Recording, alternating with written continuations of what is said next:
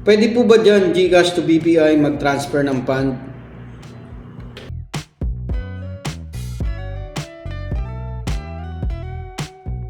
Yo, what's up mga bayan? Welcome back sa aking channel, OFW Nonoy. Bale, sunod ko pong i-share na video is kung paano mag-transfer GCash to BPI at saka GCash to BPI, babalik natin. Yan, vice versa. Para masagot natin yung tanong ni kabayan, pwede po ba dyan GCash to BPI mag-transfer ng fund? Yung nag-comment po siya dun sa video natin sa pag-register sa BPI.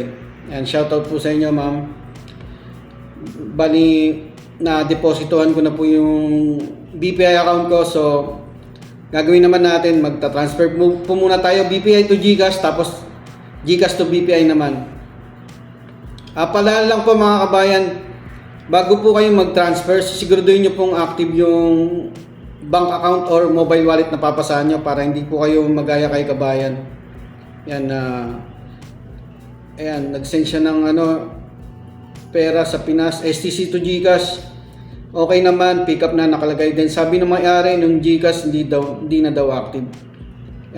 Para maiwasan po yan, bago po kayo mag-transfer, sisiguraduhin nyo munang active yung bank account or mobile wallet or kahit anong account po na papasahan nyo.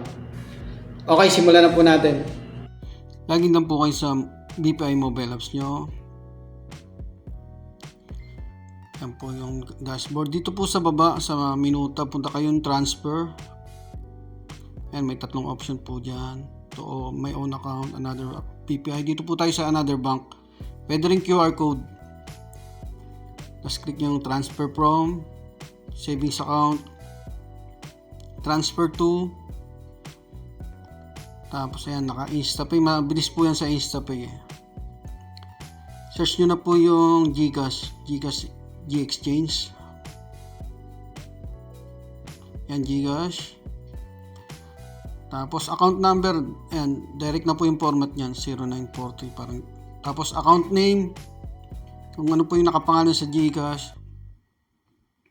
Continue. Amount naman 10 pesos po ata ang charge eh. Review nyo muna, tapos continue ulit.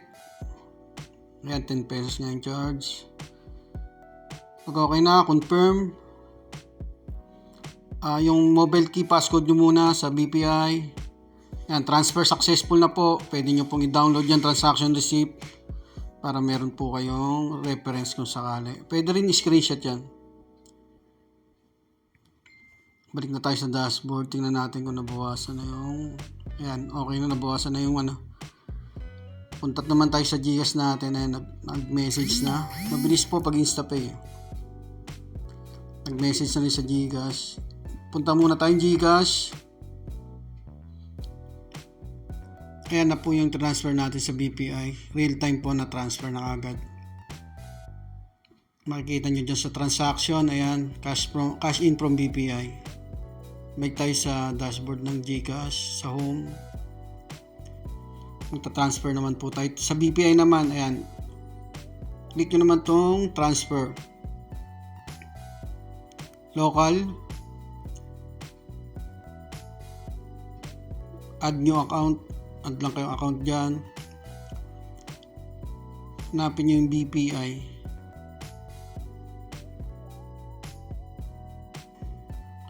Ayan, BPI. Hide BPI, pwede rin po yan.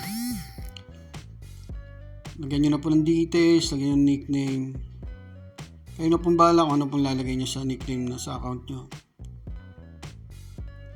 Account name, syempre kung ano po yung nakapangalan sa account.